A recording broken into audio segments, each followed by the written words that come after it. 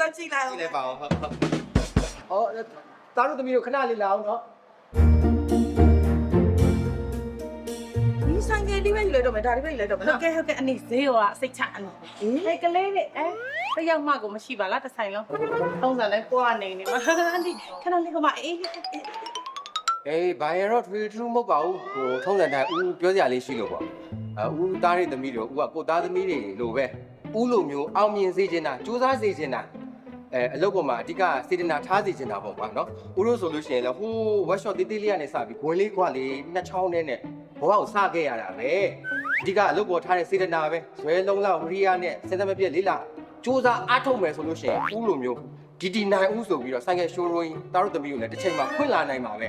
အေးဒီလိုမျိုးဦးအောင်မြင်နေရတဲ့အဓိကညှို့ဝှက်ချက်ကတော့ ကိုနိုင်ဦး ဦးမိမပေါ့နော်အေးတော်ဟိုမင်းတို့အဒီခေါ်နေ